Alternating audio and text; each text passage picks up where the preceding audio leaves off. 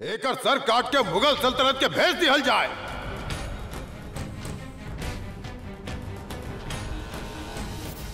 जोधा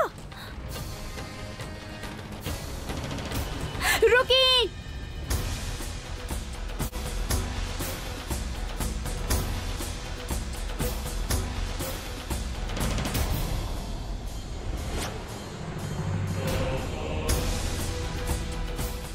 जोधा तोहरा इजा आवे के कोनो अधिकार नहीं है।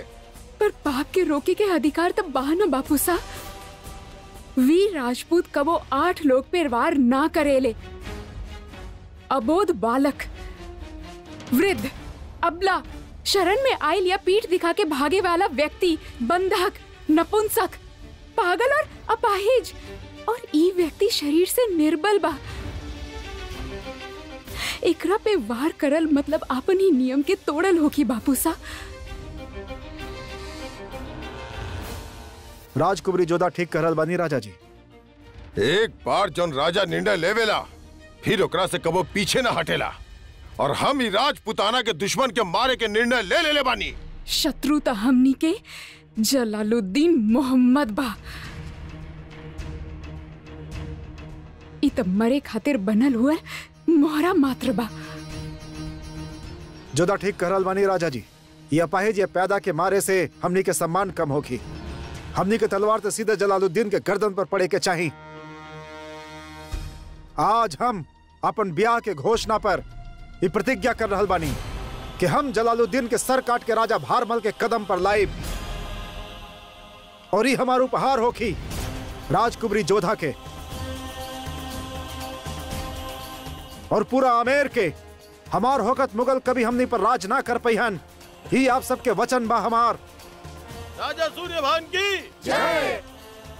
राजा सूर्यभान की जय। राजा सूर्यभान की जय। राजा सूर्यभान की जय। राजा सूर्यभान की जय। राजा सूर्यभान की जय। राजा सूर्यभान की जय। या अल्लाह, आपन बड़ा दिन पे आपन ही मौत मांग लेना तू। ओ बेवकूफ राजा, जलाल के सर काटे के ख्वाब देखे वाला तहार गुस्ताख निगाह के सजा दूर जिंदगी हुई। अब सर तक कटी, लेकिन तहार राजा सूर्यभान।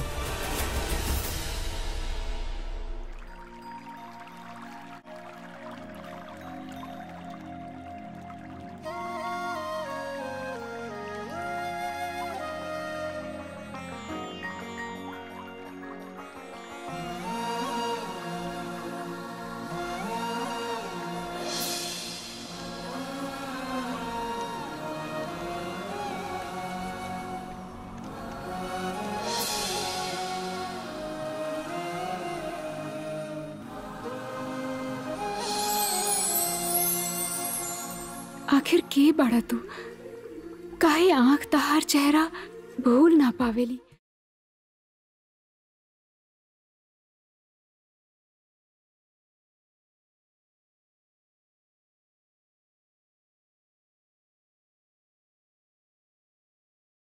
ओहो, ता अभी तक चूड़ी निकल ली ना भानपुर के महारानी। हम अभी तक महारानी बनल ना बानी सुकन्या। बन जैबू। देर कौना बात के बा। चला चला निकाला। सच कहीं जोधा, हम ना सारा गुस्सा छोड़ के आयल रहने तोरा विवाह के घोषणा में। अब तो माफ कर दा अपनी छोट बहन के। वैसे हम जानत बानी कि तू और मासा हमरा ला ऐसे भी अच्छा बर ढूंढबो, हाँ ना? हाँ सुकन्या, जरूर ढूंढब। चला चला अब चूड़ी निकाला। ना एकरा के छोड़ दा। ई चूड़ियन के हम विवाह के बाद अपना साथ लेके जाए। सच कहत बानी जोधा, हम जब देखनी ना कि घोषणा के समय हमरा पसंद के चूड़ी पहन के आयल रहलू, तब हमके ये एहसास भइल कि हमार तो से झगड़ा भी एक बचपना रहल। और वैसे भी महत्वता ई बात के बा ही ना कि हम सूर्यभान के पसंद करत बनी, बल्कि महत्वता ई बात के बा कि वो हमार बहन के पसंद करेले। और हम जानत बानी वो हमार प्यारी सी बहन के हर एक इच्छा के ख्याल रखी है। पर वो सूर्यभान ना रहले जिनकरा हम बावड़ी के पानी में देखले रानी। त केकरा देखले रहलू? वो चेहरा केहू और के रहे सुकन्या, और आज विवाह की घोषणा में पहला बार हम सूर्यभान के देख ले बानी। वो दोनों अलग रहले। अच्छा चला, हम तोहार आँख बंद करत बानी। अब बतावा तो के दिखत बा? बताओ बताओ के दिखत बा?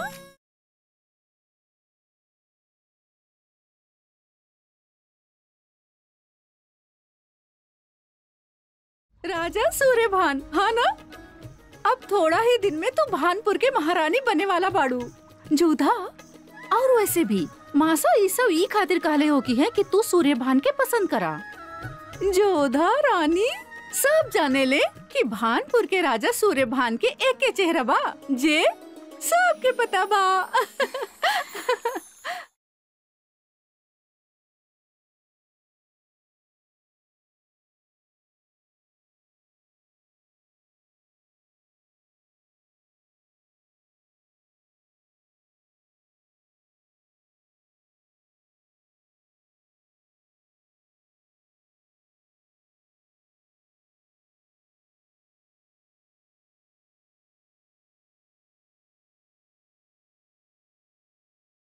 अरे भाया, हमार ते एगो उसूल बा।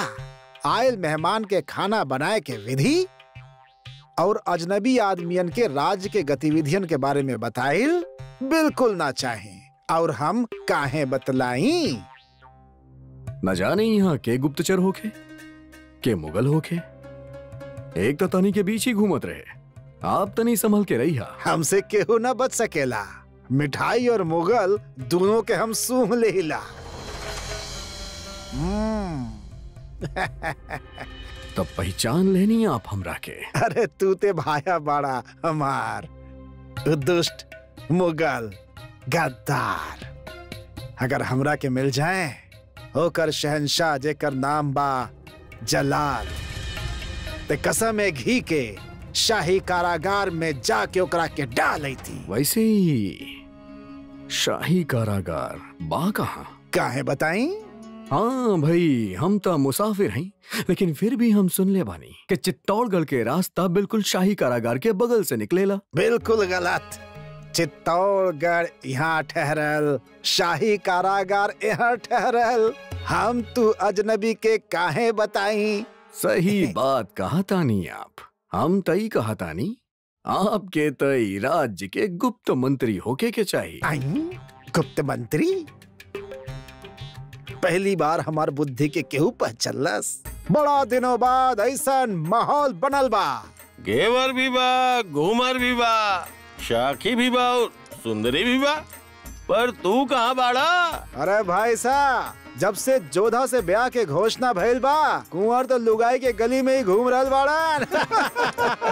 अरे अरे, रुका था सही सूर्यभान। अभी तो रात के नशा के और गहरा होके के बा। कहाँ वाड़ी नर्तकी साहब?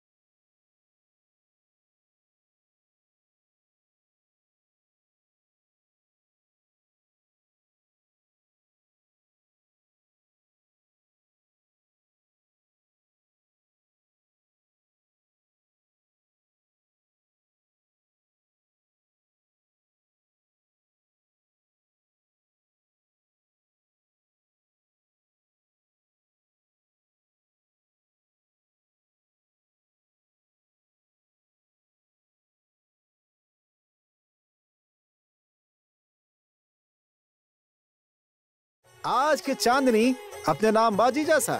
एक बार युद्ध शुरू हो गए ना, फिर कहाँ ये नशा के महक, कहाँ ये पायल के खनक, फिर तो तीर होखी, तरकश होखी, अश्वार होखी हन, वार होखी। वार होखी। और अगर युद्ध जीत गए नी, तो शत्रु के जनान खाना के सुंदर युवतियां भी तो होखी है।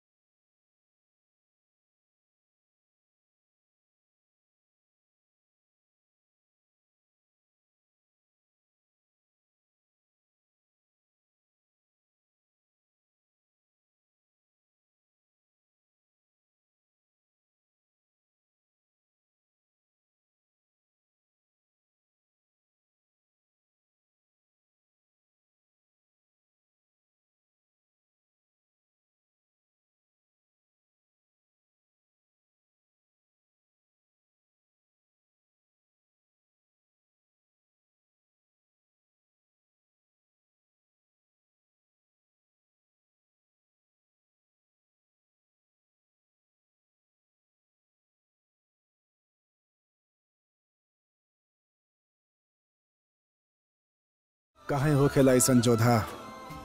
सोचेला तो तोहार नाम गूंजेला, आंखें बंद करेला तो तू नजर आवेलो, तलवार देखेला तो आंख दिखेला तोहार, हर वक्त सांस बा तोहार याद से भरल। काहे कुछ सोच ना सकेला तोहरा सिवा जोधा? आखिर के बाड़ू तू?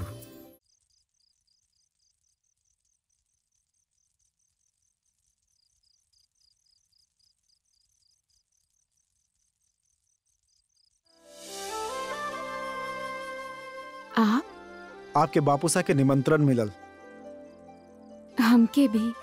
चल यही बहाने मिलल हो गए।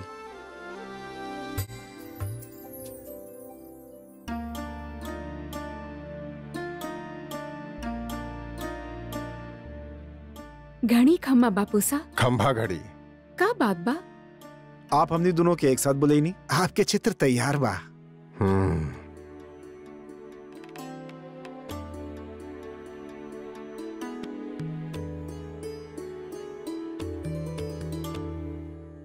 कैसन लागल? अच्छा बा बापूसा, पर कुछ कमी से बा। भूल माफ हो कुंवरी सा, बरसन से राजकीय चित्र बना रहल बानी, कभी के ते प्रश्न ही ना उठेला। का हम?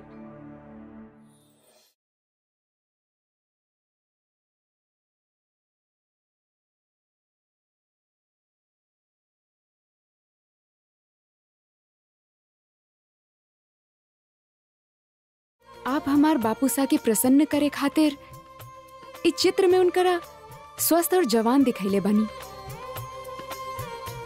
पर उनकर चेहरा के झुर्री और इस सफेद बाल इनकर अनुभव के दिखावेले, और इनकर अनुभव प्रजा के सुरक्षा के आश्वासन देवेला। हमार बापूसा आपन प्रजा खातिर हमेशा ईमानदार रहल बड़े। आपके भी आपन कला के खातिर ईमानदार रहे के चाहिए। वैसे आपके आयु के कई वर्ष छिपावत रहे ये चित्र। बुद्धिमता त एकरा में बचपन से ही कूट कूट के भरल बा, और हम ई बात से प्रसन्न बानी कि हमार बेटी जोधा बहुत जल्द आपके महारानी बनी है।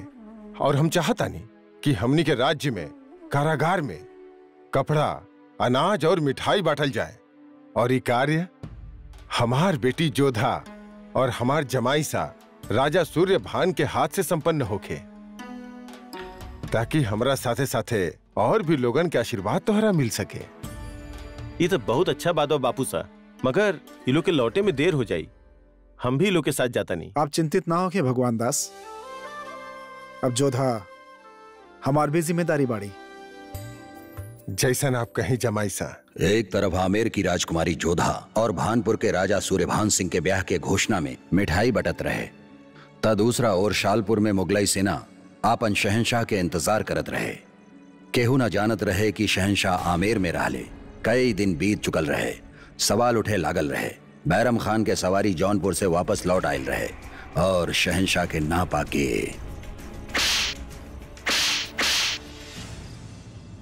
मुगलिया सल्तनत से गद्दारी के सजा का हुई ज़हीर। अगर गुनाह वाकई संगीन हो तो ओकरा जिंदा रह के कोनो हक नहीं है वजीर आला। काहे भैली गुनाह?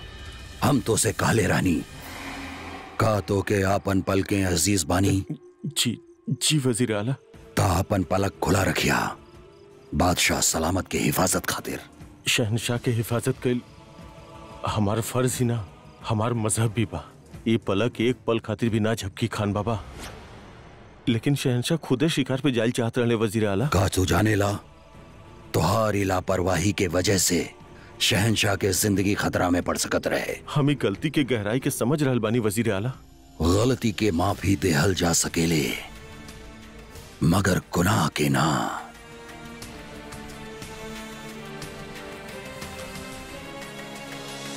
गलती चूंकि तुहार आंख से भइला, सजा भी ओकरा के ही देहल जाई। हम शहनशाह के वफादार बानी, मगर मुगलिया सल्तनत के ना। रहम वजीर आला, रहम।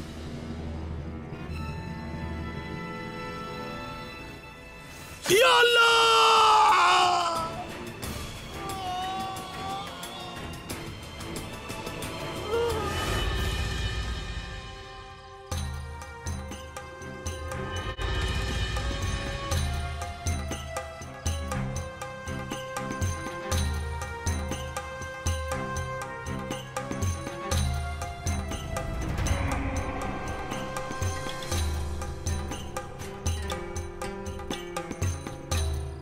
ये हम का देखत बनी वजीर आला। वो है जे आपके ना देखे के चाही महामंगा। जलाल के दाई हमके इत्तला कैले बगैर हैरान बानी हम। हैरान तो हम हो रहल बनी वजीर आला। आइल तो रानी शहंशाह से मिले और यहाँ के देखने की शहंशाह के वफादारन के साथ आप इतना बेरहमी से पेश आ रहल बानी। ये सियासी मसला और ये मसला में वजीर सल्तनत से केहू सवाल न करेला। यही सवाल शहंशाह कर ले होती तो हम खुद ही उनके जवाब देती। वैसे भी हमसे खान बाबा कह के मुखातिब होके लाओ। आपन वालिद के दर्जा दिले बाऊ हमके। अम्मी जान कहेला उ हमके। वजीर आलिया तो हम भी बानी। बेशक, मगर महज महल के अंदर बेहतर यह होगी कि आप सियासी मसला से दूर रहीं। दूर तो आप हो जाइब। यही तरह अगर शहंशाह के वफादारन के खत्म करत रहनी तो।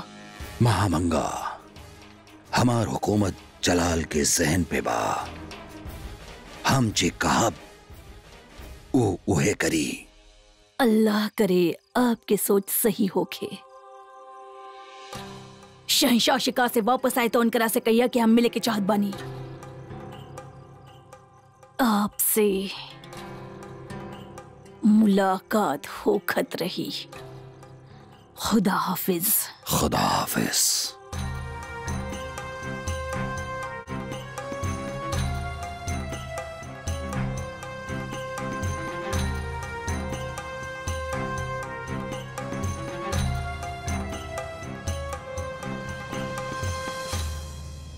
ही दिखले बाड़न ता अभी बात जरूर शहंशाह तक पहुंच जाए।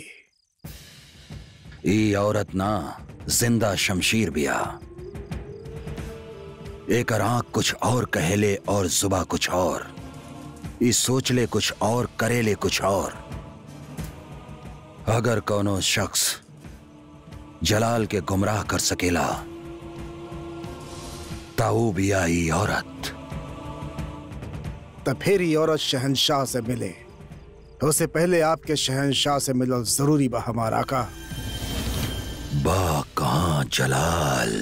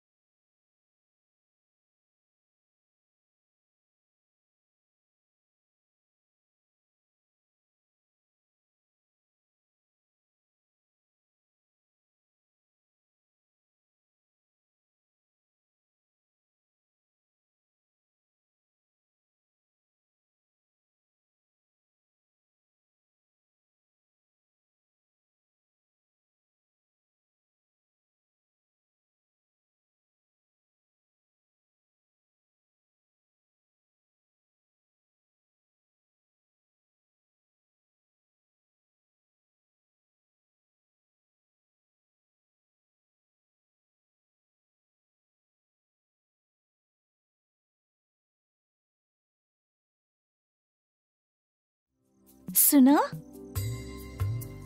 तू ए और से आवत ताजा हवा के रोक रहल बाड़ा। अपन घोड़ा के पलखी के बाया और ले जा।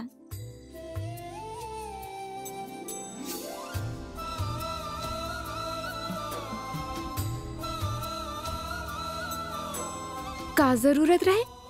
काहे के कब से केहू के नजर दस्तक देत रहली तो हम सोच लें कि कुछ सहायता कर दी। अब अपन बहन खातिर हम इतना भी ना कर सके नी का।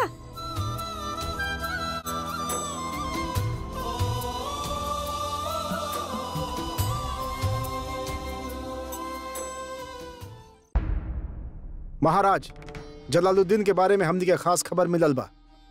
कैसन जानकारी? वो बहरूपिया बने के कला में माहिर बा। ओकरा पीछे ओकर खास मकसद भी। कैसन मकसद? तो कोनो भी राज्य पर हमला करे से पहले भेष बदल के वहाँ जाला, ताकि वहाँ के रास्ता, महल और फौजी ताकत के बारे में वहाँ के जानकारी ले सके। और ओकरा खातिर वो कोनो भी रूप ले सकेला, आम आदमी, किसान या फिर व्यापारी। हाल में जलालुद्दीन शालपुर में शरीफुद्दीन के पड़ाव के पास देखल गए और ओकरा बाद ओके केहू ना देखलस। और मेवात आमिर से ही सटल बा, हो सकेला वो आमिर भी आ जाए। हमरा विश्वास नहीं कि जलाल यहाँ आई, और अगर आ भी गई तो हमनी के वीर सैनिकन से बच ना पाई। भारमल संग्राम सिंह के बात पे विश्वास न कैलस। ओके लागत रहे कि जलाल आमेर आवे के गलती ना करी, पर ही सोचल भारमल के गलती रहे, काहे कि जलाल सच में वो वक्त आमेर में दाखिल हो चुकल रहे।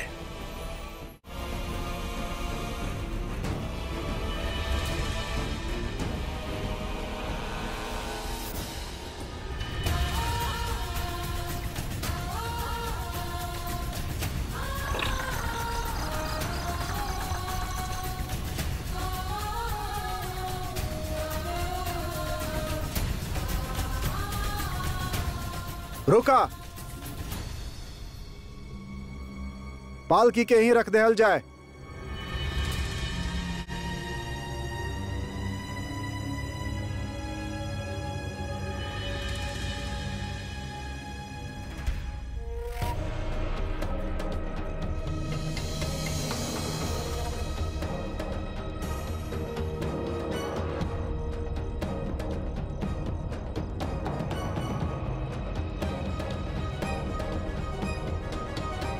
जोधा, आप बाहर आ सके नहीं।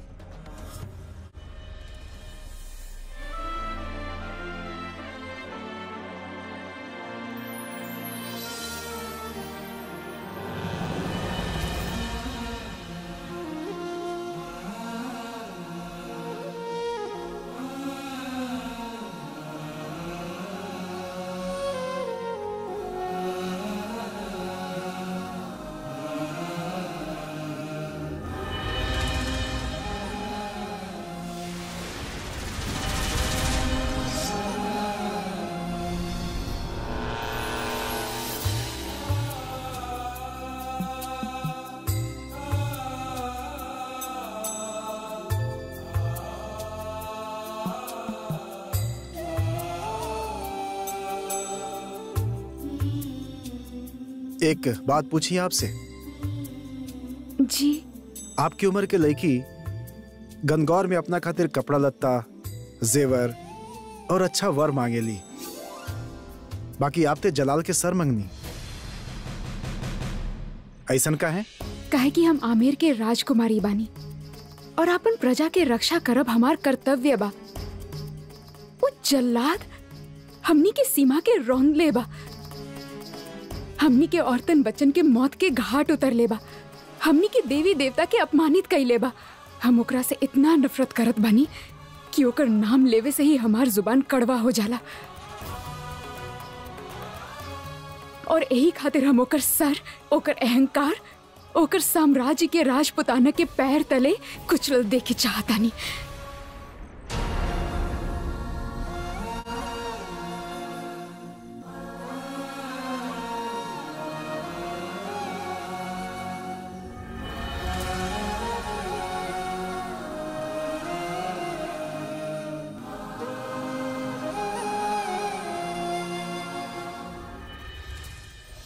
देखत ही प्रेम हो गए रहे, आज ते आपके नफरत पर भी हमरा के प्यार आ रहल बा। आज आपसे वादा कर रहल बानी कि अपन खून की आखिरी बूंद तक हम आपके और आपके लोगन के रक्षा करब।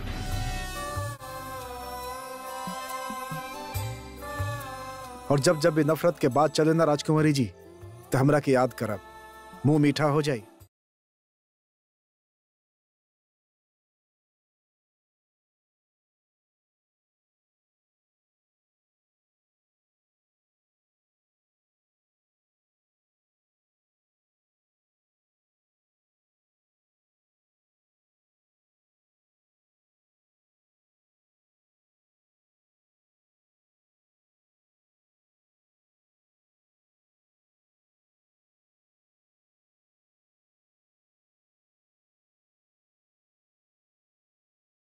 खूब जोड़ी बई दोनों के।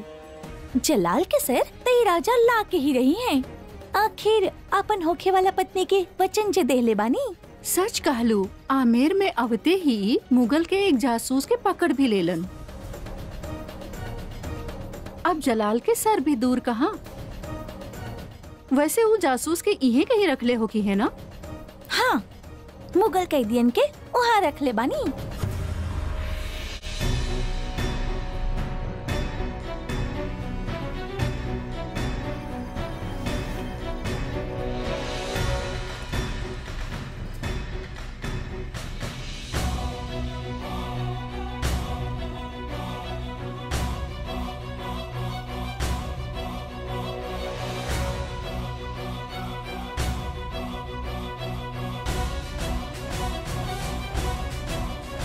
अरे गद्दार कहूं के हमनी एकर चौकसी काहे करी भाई। हमार तो जी चाहता कि एकर गर्दन काट दें। काहे अपन गुस्सा व्यक्त करेला भाया? मार देनी तो बस एक बार तकलीफ, ओकरा बाद मौत। अब तक जिंदगी भर एकरा ई राजपूती वेडियन में तड़पत रहे के पड़ी। गलत। कोनो भी वक्त हमारे शहंशाह आई हन और तुहार नजर तले से ले जाई हन। चुप कर गद्दार।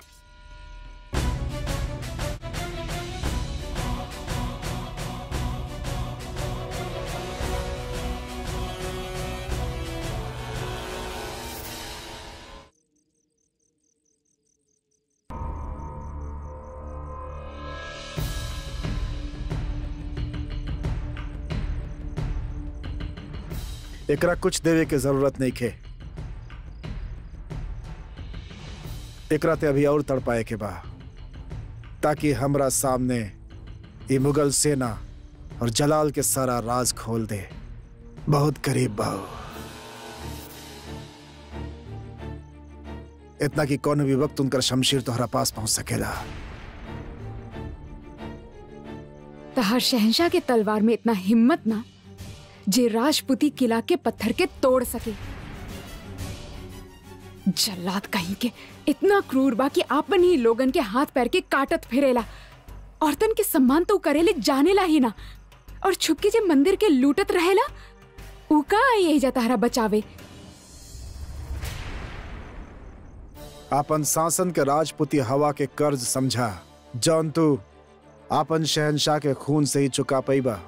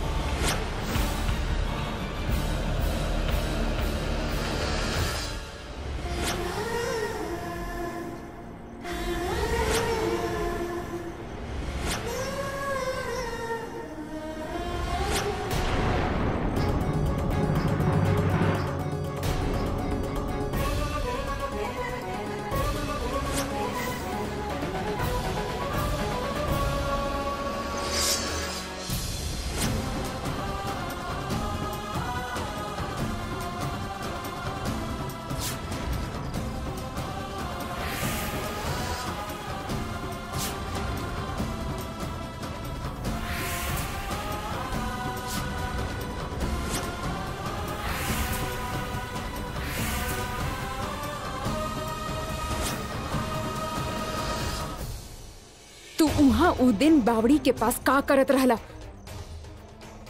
राजकुमारी के जवाब दा सैनिक।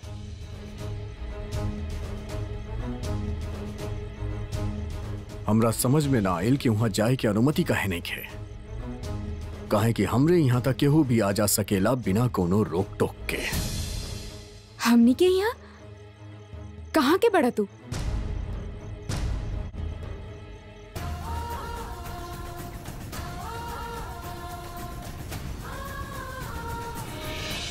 उमरकोट।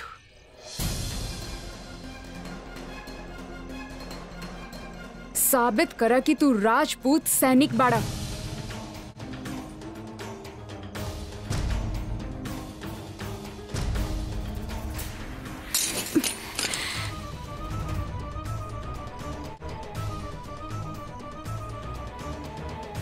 राजपूत सैनिक होके के सबूत दी।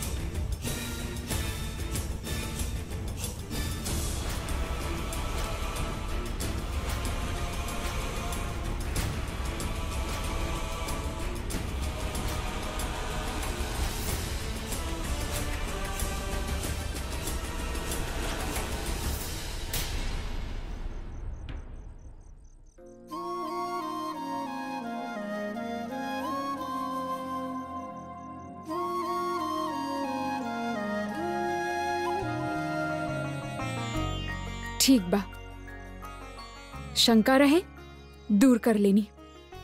कहीं भी केहू भी मुगल हो सकेला। माहौल ही शंका से भरल बा। हवा इतना जहरीला के इंसान सांस लेता मरे ना लेता मरे। फिर भी बिल्कुल सही कहनी आप।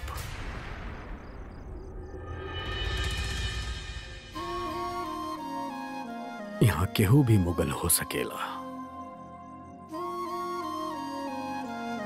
तहार गर्दन पे तलवार रखे के बदला हम तोहरा के ई गद्दार के सजा देवे के सौभाग्य देतानी।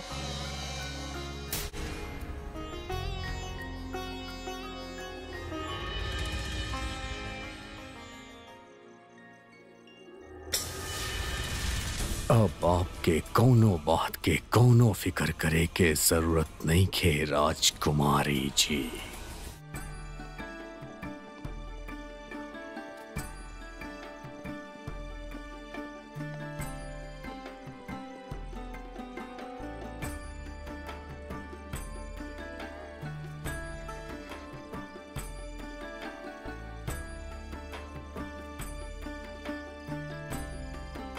ये आवाज था शगुनी बाई के है ना? हाँ, का काबू उनसे? कहे के काबा पहला न्योता माँ के देहब और दूसरा शगुनी बाई के। हमार परिवार बहुत मानेला उनके। और तू? हम उनकरा के इंसान मानेनी, भगवान ना। और इंसानन से भूल हो ही जाला। आज पहला बार शगुनी बाई के भविष्यवाणी गलत होगी। ओम श्रीम ह्रीम ह्रीम काली माताए नमः। ओम श्रीम ह्रीम ह्रीम काली माताए नमः। ओम श्रीम ह्रीम ह्रीम काली माताए नमः। ओम श्रीम ह्रीम ह्रीम काली माताए नमः। ओम श्रीम ह्रीम ह्रीम काली माताए नमः। ओम श्रीम ह्रीम ह्रीम काली माताए नमः। ओम श्रीम ह्रीम ह्रीम काली माताए नमः। ओम श्रीम ह्रीम ह्रीम काली माताए नमः। जे हो रहल बात तोहार इच्छा से, जे भी होखी तोहारी इच्छा से ही होखी। हमार आग तक कुछ दूर तक ही देख सकेली, बाकी तू तो अनंत देख सकेलू। माँ हमार जोधा की रक्षा करी है। ओम श्रीम ह्रीम ह्रीम काली माताए नमः। ओम शगुनी बाई वहाँ देखी, ई न्योता माँ के खातिर और आपके भी न्योता बा। राजकुमारी जोधा की ब्याह बा राजा सूर्यभान सिंह के साथ। पत्रिका पर टेढ़ा मेढ़ा रेखा खींचे से भाग्य न बदलेला मैनावती। राजा सूर्यभान सिंह के चुनकर जोधा अपन भविष्य बदल ले बाड़ी। आप भी उनकरा के अपना आशीर्वाद दे ही दी। कुछ लोग ऐसन होखेले मैनावती जिनका के भविष्य स्वयं चुनेला। हमारा आशीर्वाद बा कि राजकुमारी जोधा न केवल राजपूताना के भाग्य बदली बल्कि धर्म के नई परिभाषा भी बदली। इतिहास के पन्ना से हमेशा खून के बदबू आवेला, लेकिन तोहार बेटी प्यार के खुशबू फैलाई, जेकरा पे इतिहास स्वयं अभिमान करी। तोहार बेटी जोधा ऐसन महारानी बनी जे जोधा के हाथ थामी ना, ऊ यह युग के सबसे बड़ा राजा कहलाई।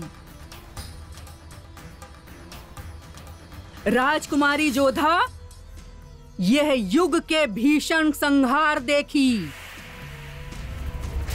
राजकुमारी जोधा के लोग न केवल युद्ध खातिर बल्कि प्रेम खातिर भी याद रखी हैं।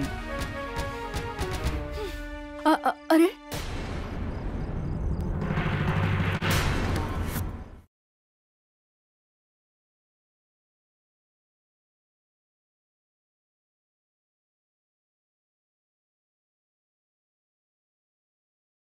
हमार भविष्यवाणी कब्बो गलत ना हो की।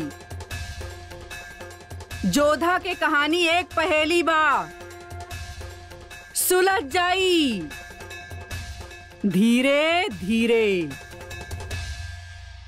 राजा सूर्यभान सिंह की जय। राजा सूर्यभान सिंह की जय। का भइल? इमरल सने खतरा के निशानी बा कुंवरी सा। आप जल्द से जल्द महल लौट जाएं। दुश्मन भेष बदल के हमनी के बीच मौजूद बा। पता नहीं के बाऊ काहे आइल और अगला वार का बा होकर। कहीं वो मुगल सैनिक के बचावे था।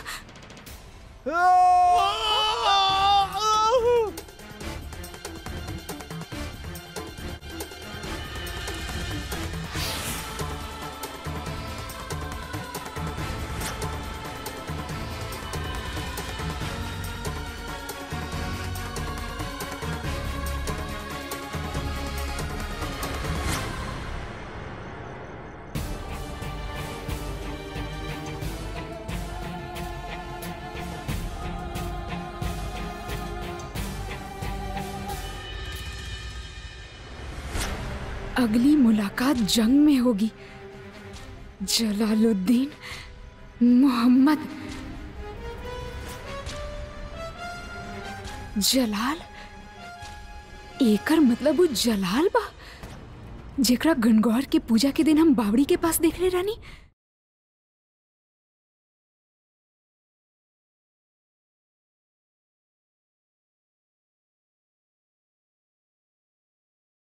जेकरा सीना पे हम तलवार रखले रानी वो जलाल रहे। उमरकोट